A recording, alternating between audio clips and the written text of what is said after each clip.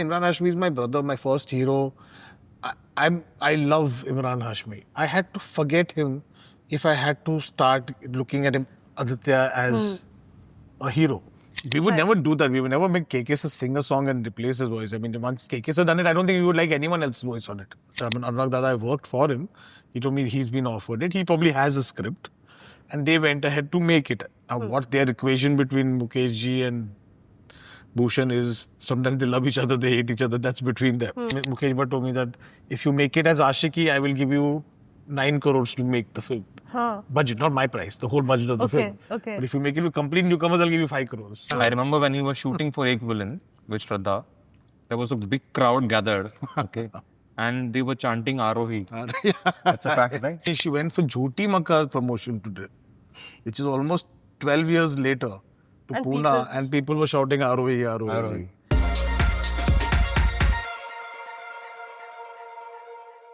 Hello everyone, welcome to News 18. I am Titas Chowdhury in conversation with Mohit Suri and Mithoon.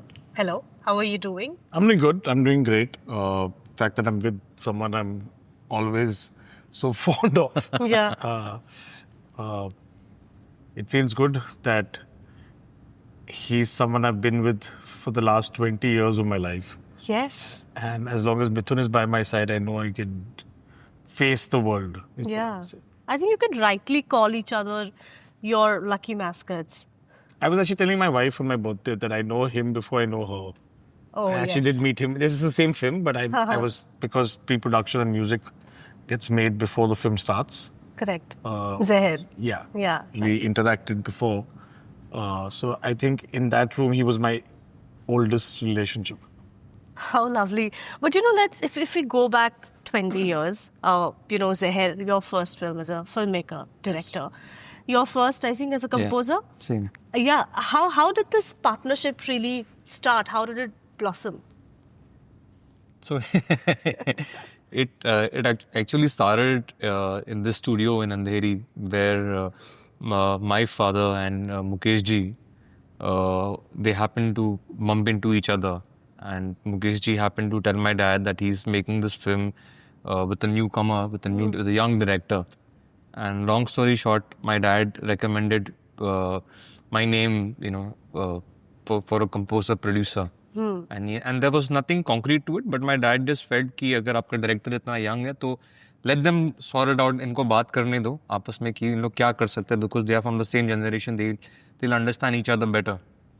तो वहाँ से एक पहल हुई. We started from there, and we still don't feel 20 years between us. Yeah. I mean, there's a lot of music and a lot of. It feels like yesterday, man. It feels very very fresh. It feels like just yesterday, and we didn't know what we were doing back then.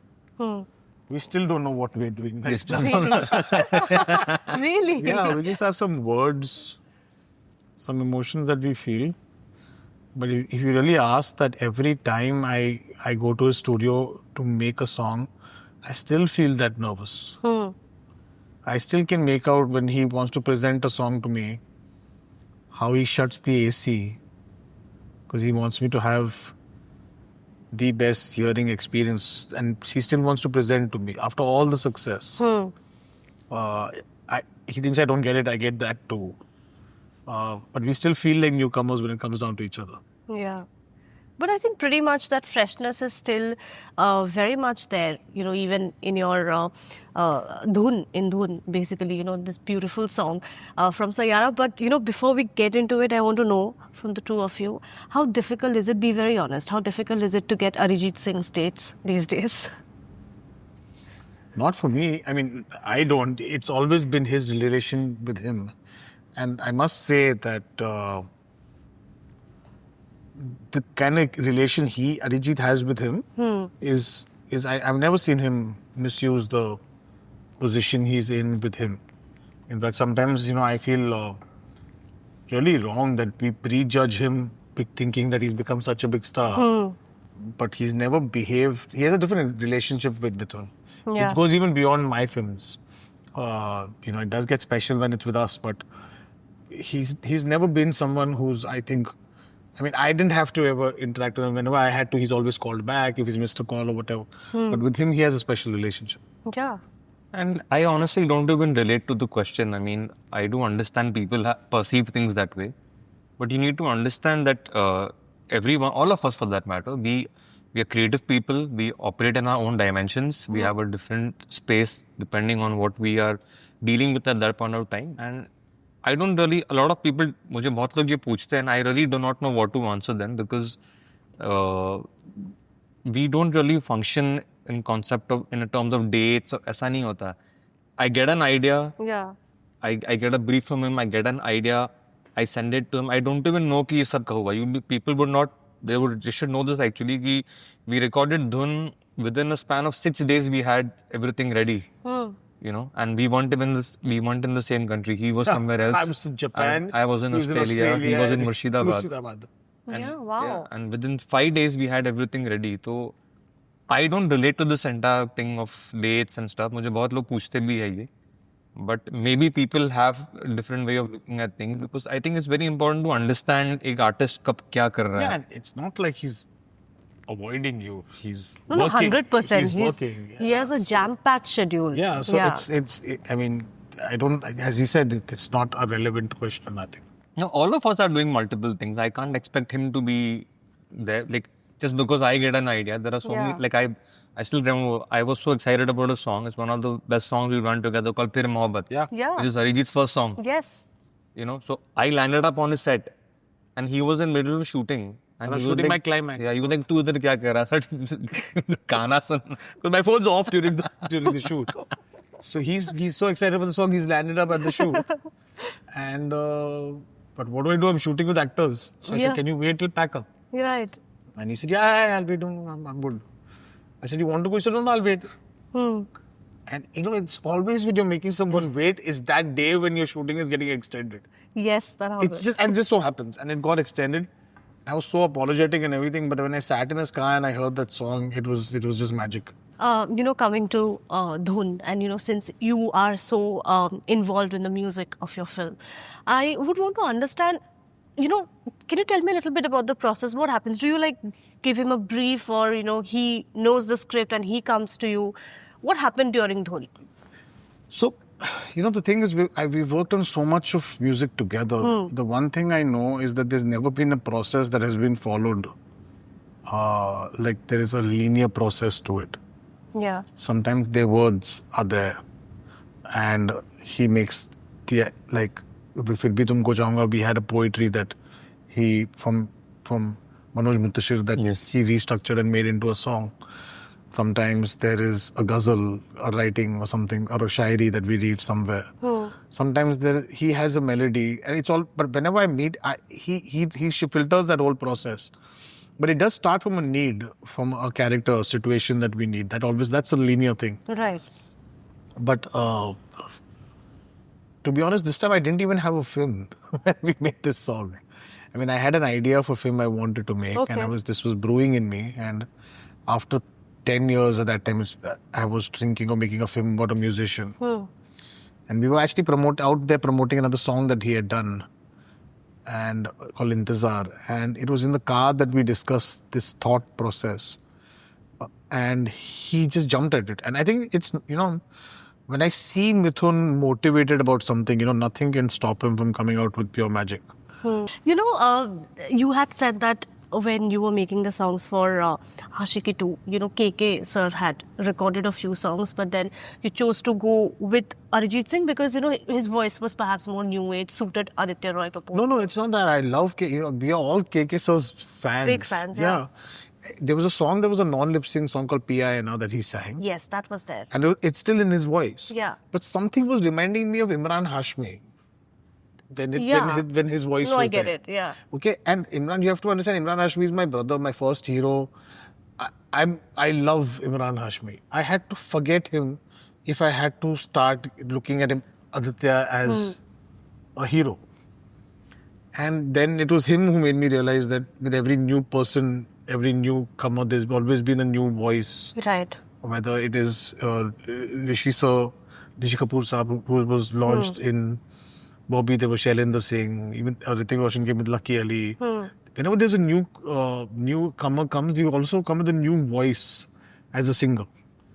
So I went into this mad search of looking for that new voice. Yeah. The film was on, and little did I know that our man already had the voice. And he was recording to me, but he had not made me hear it. Oh, okay. So I have gone and tested everyone in the industry to come sing few lines of Chao Main Na and leave. Few lines of Bola and leave.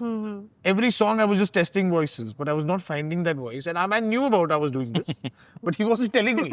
And I was suffering every day. He wanted to surprise you. I'm perhaps. creatively sadistic with Mohit Yeah, Suri. and it's the song that's non-lip synced in the film. And he's got the voice. And then I heard him and said, why did you tell me about this man? And he's saying, because I knew you, everywhere you'll go, you'll choose him only in the end. I said, then why did you tell me? He said, no, I wanted you to hear this. So I was like, okay. So that was good. But then surprisingly, after whatever I told him, I went and told everyone about Arijit. And surprisingly, everyone, whether it was Jeet Dada and all, was saying, yeah, Arijit. He's our child, apna bacha hai. I was like, Everybody knew it.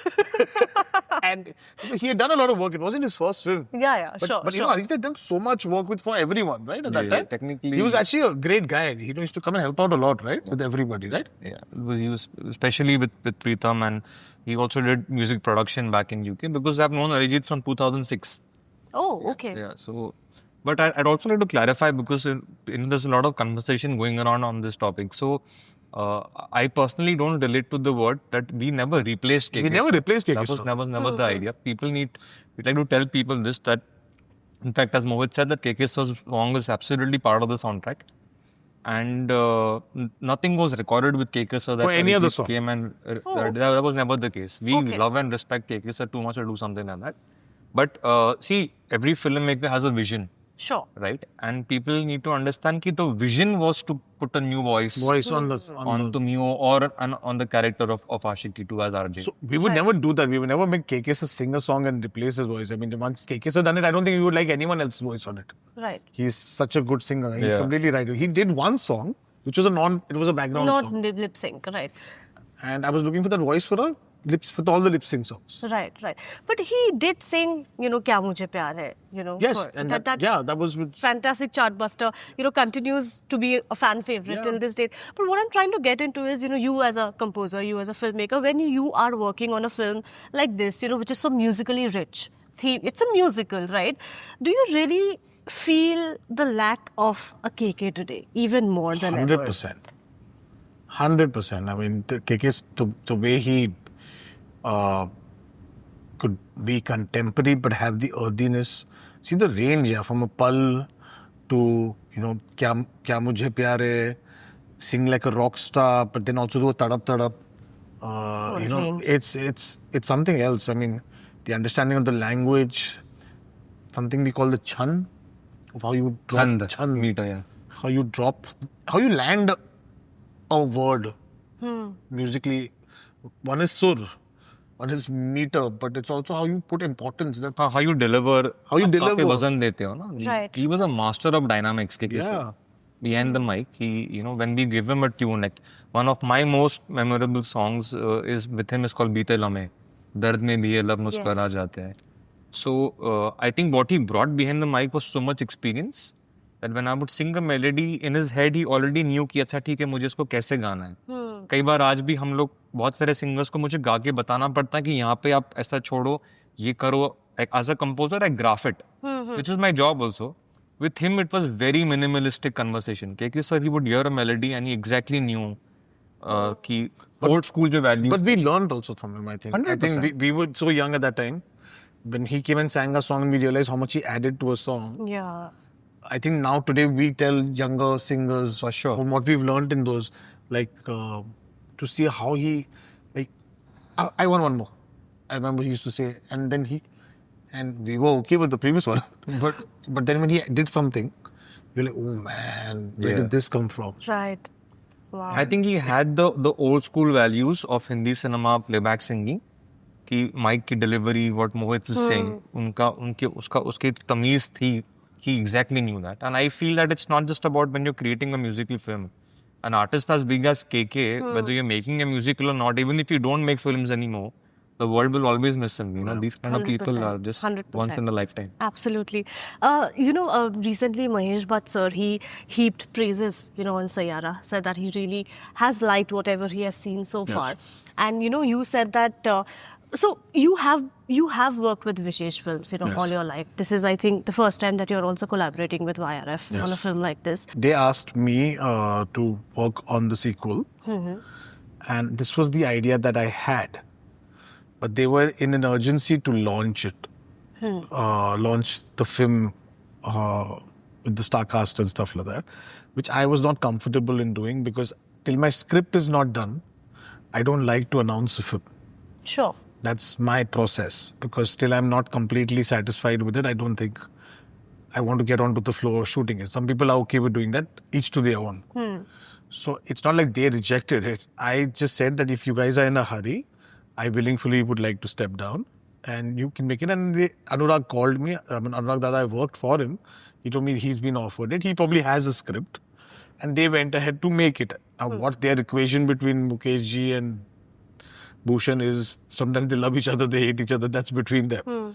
But they never rejected a script that I gave them. No, right.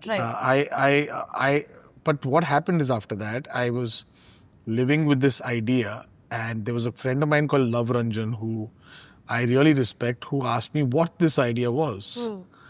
And I casually over dinner just narrated the idea to him, which he pushed me to say that you're stupid if you don't make it. It doesn't depend on the Aashiqui franchise. It's got a story and life of its own. Right. Because it wasn't connected and nothing like that. The only thing similar, it was about a musician. So he pushed me to write it, and I thank him for that, which has led to this. So there was never, not that I ever shared a script with anybody except YRF. Correct. But then when you said that you decided to sort of, step down because you did not want to hurry or rush the process at all, were you ever concerned about that souring your equations with them? With whom? With the makers, the initial one?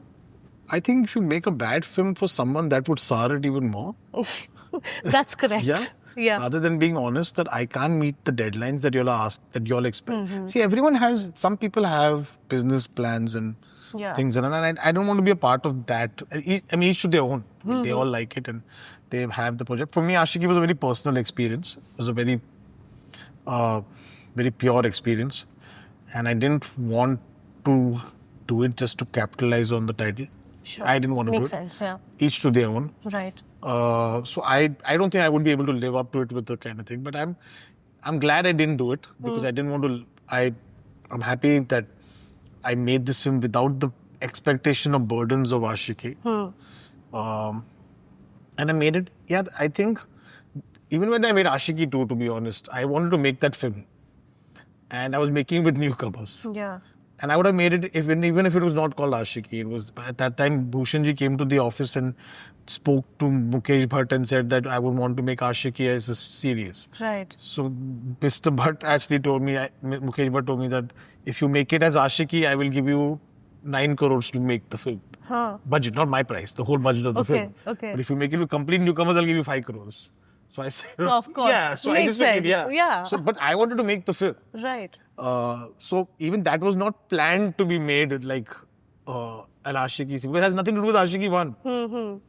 So I think, when I'm not against the whole sequel series and all. I've done that all my life. I've done it in many places. But sometimes you should make even the series, the sequel that you make should actually have a life and heart of its own, I think. Sure, 100%. But I think your equation with Anurag Basu also dates back to many years. Yeah. I read somewhere that, after, he had his, his cancer, you stepped in and you finished Tusa Nahi Dekha. Yes. Like I call him Dada, yaar. He's someone I've assisted, I've worked under, and I really look up to. And I don't think I don't know what's happening over there. And I obviously haven't gotten into it. I'm too consumed with Saiyaara to actually know what's happening over there. And I wish them all the luck and praise. But I don't know whether it's being made or not being made. Right. But see, for me, Aashiqui also is not just about... See, that's what, for me, Aashiqui is not only what the producers were. For me, Aashiqui is what Mithoon added to the film. What Ankit added to the film. What Jeet Dada added to the film. What Adi and Shraddha added to him. And most of all, there's a man called Mukesh Bhatt who was a part of the film. who is not in this milieu right now. He's the one who started the first Aashiqui. Yeah. He's the one who pushed in a company which was making thrillers. Right. Allowed me to make a love story called Aashiqui with me. And he's not in the middle. So if he's not there, it's not Aashiqui for me. Right. Lastly, before I let you go, I have one doubt, as an audience, that these two actors, I'm talking about Aneet and, Ahan, is this a conscious decision to not let them sort of, be out there before the film releases, just Totally. to keep that intrigue factor intact? Not an intrigue factor, just totally on a very pure and non-gimmicky way. What would you ask them? Like, who's Yeah. the biggest prankster on the set? How was it on the first day? How was it to work with Mohit Suri? What would they answer? Yeah, makes It's sense. just like what we tried to stay away throughout with this film is let's not get into an outside the gym look, spotted at this. We didn't do any of that throughout this film, which I think has just become that makes you famous. It doesn't help the film, Yeah, actually. It just helps. And I think once you'll have seen the film, you'll have seen how they are in the film. Then I think these guys are planning to get them out there so that even when you speak to them, you know what they're capable of. If they're bad, rip them apart. But if they're good, I would suggest laud them and put them up where they're supposed to be. Absolutely. Be fair to them is what I think. Because I think before seeing any of their work, you can't judge their work. It's not right, 100%. Also, as characters, I feel I'll add to that is I feel that I worked on the script of Saiyaara with him. I mean, I read the script and I worked on the music. So I feel the characters, the way Mohit sees his characters, I feel they are so intense and so larger than life that I personally would want to see these characters first. Yeah. I remember when he was shooting for Ek Villain with Shraddha, there was a big crowd gathered, okay, and they were chanting Arohi. That's a fact, right? Yeah. So that shows the impact his for characters real. have on the people No, of she the country. spoke to me. She went for Jhoti Makka promotion today, which is almost 12 years later to And Pune, and people were shouting Arohi, Arohi. Arohi. That's what his characters do. I mean, Wow. So I think meet the character, meet the people. See, and rather than judging a photograph or judging a Instagram video, watch them on the big screen and see and judge them there. Right. Actually, we do remember the full name Arohi Rahul Jaikar. Yeah. We remember it's etched in our minds, yeah. And it's not a normal name, huh? It's not a common name. It is not, and still. But that's the impact. Thank you so much for this chat. I look forward to, of course, watching this and looking forward to what you do next. All right, I actually have no idea. He's got a couple of really good films lined up. Fantastic. Yeah, but I'm pretty jobless from Friday. yeah, but he's already offered me a job. Actually, So he's not revealing See, it the right thing now. is with Mohit, before thinking of a film, you think of a song. No, I've thought of a film. I'm just not over briefing him. So I'm going to get my music out of it.